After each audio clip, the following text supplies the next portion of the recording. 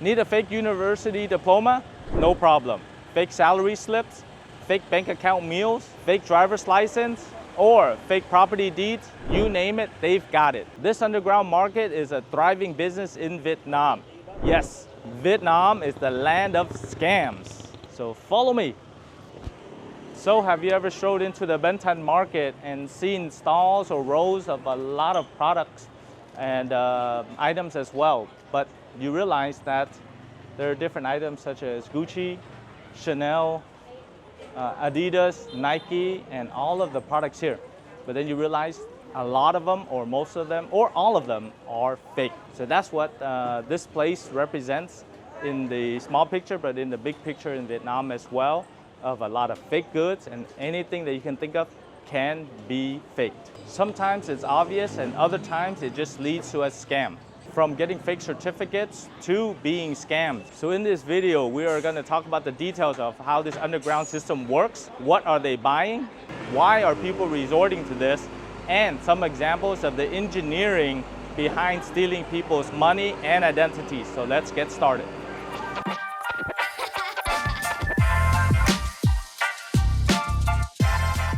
Hello, my name is Ken Duong, international business immigration attorney with over 15 years of experience helping foreigners to invest, live, and retire in Vietnam, including opening up technology businesses, online, offline, restaurants, and many other F&B businesses as well. So I've seen a lot of scams, and today I'm going to talk about some of them. So let's kick it off with things that might be very strange or unavailable in the West, but extremely common in Southeast Asia and especially in Vietnam. And that is the black market for fake documents. Want a fake university diploma from a prestigious university? You got it. Want fake salary slips so that you can get a loan? Easily done. Need fake property deeds in order to sell a property? Or even a fake driver's license to drive in Vietnam?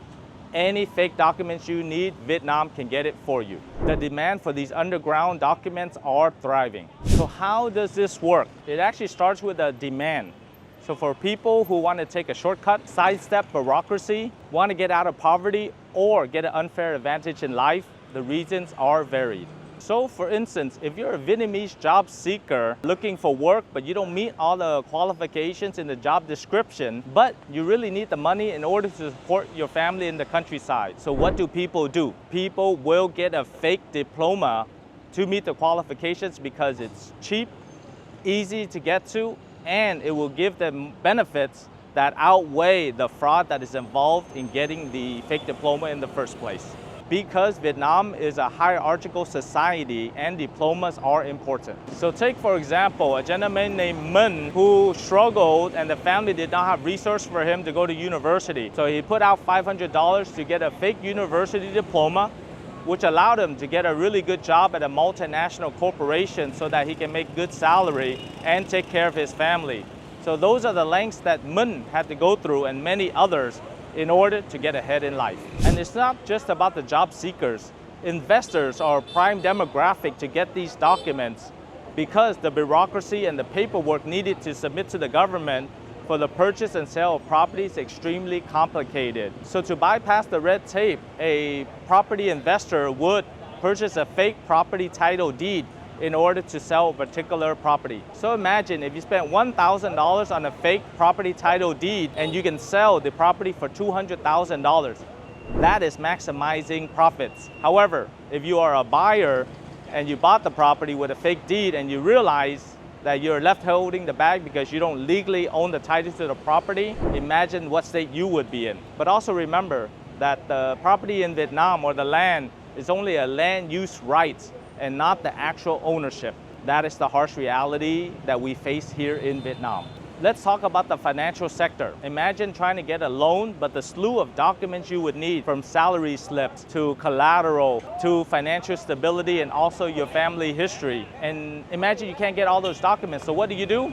You turn to social media and get some fake document. You can get fake salary slips from $50 to $200 to show your financial capabilities, and you use this to go get a loan. That's extremely small price you have to pay in order to get a substantial loan. However, that is a ticking time bomb because the truth will come out when they try to verify your employment and your salary slips. So why are people buying fake documents? Why would anyone take such a risk? The reasons are multifaceted. For example, some of them are just trying to overcome systemic barriers. The bureaucratic process in Vietnam, especially working with the government in the different departments, can take months or even years or never be able to get a document. The black market offers a quick, easy, and cheap alternative to get the documents you need. For others, it's about staying competitive in the job market. In a highly competitive job market, having an edge, even if it's a fake one, will be the difference between success and failures. Employers are looking for highly qualified individuals with impressive resumes, so having these fake documents will make you more competitive and have an unfair advantage. Then there are those that are driven by desperation. Financial hardships, family pressures, and the need for societal acceptance will push them to create these fake documents. When the legal route is impossible, then the illegal routes may be the only option. Another prime example is Miss Hua, who had dreamed of studying abroad. Unable to meet the strict academic requirements, she bought a fake diploma for $700 to apply for a prestigious European university and also to get her student visa. However, after her file was scrutinized, she was rejected from this university and prevented from applying for any of the other European institutions. So how do people get their hands on these fake documents? Before I talk about how to get these fake documents, what is not fake is that 80% of you are not subscribed to our YouTube channel. And I know you're not faking it because you do come back and watch the videos time and time again, and we appreciate it. So all you have to do is just take 1 second of your time to click on the subscribe button and be a part of the 20% of the amazing subscribers of our YouTube channel. So how do you buy these fake documents? It's surprisingly organized. It's through a network of brokers and online forgers who create very convincing documents. First, you would start off with finding a broker. These brokers normally advertise their services through word of mouth, private forums, and commonly in messaging apps such as Facebook, Zalo, WeChat, and WhatsApp. Also, they are lurking on online communities where people are talking about how to sidestep bureaucracy. But in Vietnam, there are two ways of scamming. Either you're scamming somebody or you're being scammed. But regardless, it's the national pastime. Let's review some mind-blowing statistics. In 2023 alone, Vietnam lost $16.23 billion to technology scams. That is 3.6% of Vietnam's GDP. Imagine all that money going into thin air. This is like the entire economy being drained by these criminals. And this is not just random numbers. According to the Global Anti-Scam Alliance report, the state of scams in Vietnam, more than half of the individuals surveyed said that they were scammed in the last year. So what is really going on? So the scammers' playground includes Facebook, Gmail, Google, TikTok, and Telegram. Facebook and Gmail accounting for 71% of those scams. Telegram accounted for 28%. Google and TikTok 13% apiece. It's like a digital minefield out there. Investment scams top the list with over 23% of respondents saying they were scammed that way. Identity theft and shopping scams account for roughly 21%. These scams may not purely be monetary, but they take a big toll on people's mental health. In fact, some of the people surveyed said they even had suicidal thoughts after they were scammed. Financial losses are no joke. 29% of those surveyed lost on average of $695. That may not mean a lot to you. However, in Vietnam, that's a pretty big chunk of change for somebody. So I would be remiss if I didn't tell you after living here for over 10 years that I was scammed as well. And this is exactly what happened. Somebody messaged me on Facebook asking me to register for a site to give information. And I gave very little information, but somehow they used it to hack my Facebook, and they messaged all my friends and contacts, over 5,000 of them, to ask to borrow money. Very small amounts. It was only 3 to 5 million VND, and they sent it to over 20, 30 people. One person, unfortunately, was my friend in Cà Mau, which she has a family. They're not very well off, but she still sent the money because the fraudulent identity said I was having trouble, I needed money, and if they can just send the money to them and they would return it in a week or two. So My family member in Kamau sent 3 million VND, and when she told me about this, I was extremely heartbroken because she has a family, she has kids, and that she has to take care of. So I called her and I said, if ever I need 3 million VND to survive, I'm in very, very big trouble. So therefore, one, never ever send me money ever again. And two, I would like to return the 3 million because I know you have family to take care of as well. So that is part of the identity theft that happens frequently in Vietnam. And me, as an attorney, I was still fooled as well. So that's what I wanted to share with you. But of course, there are hundreds of other scams as well. And I've probably seen a few of them, and I just kind of ignore them. So pay attention and really look at some of the more modernized, sophisticated, complex scams that will come up in Vietnam in the future. Here's the kicker. Only 1% of folks were able to recover all their money. 66% of actually don't even report to the authorities of the scam. And why do they not report? Because they feel it's a bureaucratic process and it's too complicated to get them to collect the money anyway. This shows that there need to be more strict measures in order to protect people, both foreigners and locals in Vietnam. So how can you protect yourself? First and foremost, verify everything.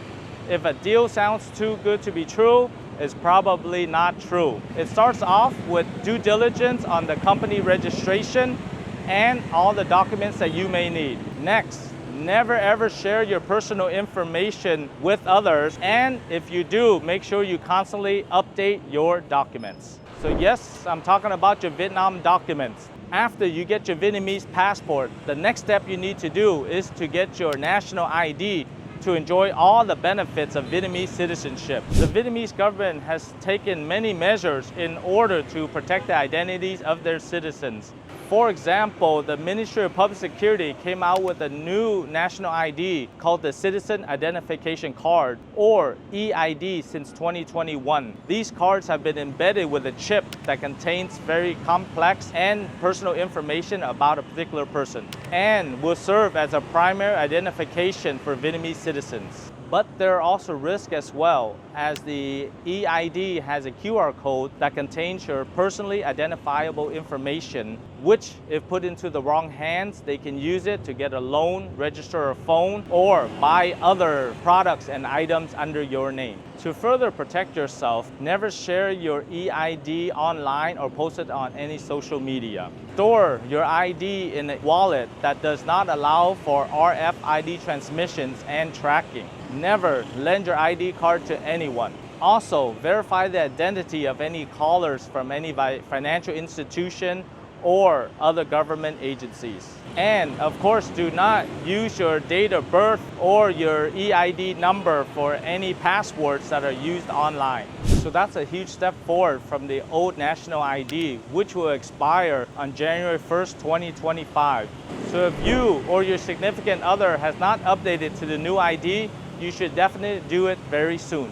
And if you are a Vietnamese overseas, this process may be tricky.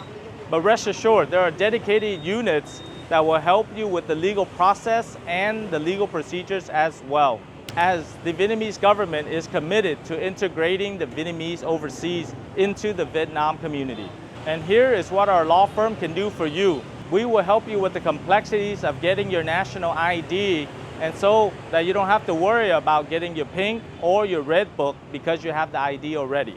And there are also many other benefits of having your national ID as well. Click on the right-hand corner, you can watch that video to go into details of all the benefits of getting that national ID. And with this new national ID, you're definitely looking for properties as well. And we will be glad to help you with our real estate due diligence process, which includes due diligence on the developer, the construction company, reviewing the purchase and sale agreement, understanding the taxes, and doing all the transfers for you. So we'll be happy to help you get your ID, but also buy your property in Vietnam as well. So what are your thoughts on this video? Are you happy just with your Vietnam passport?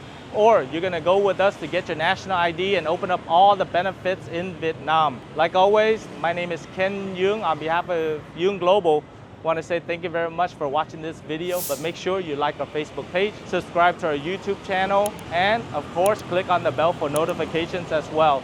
So on behalf of Duong Global, thank you very much for watching this video, and I'll see you on the next one.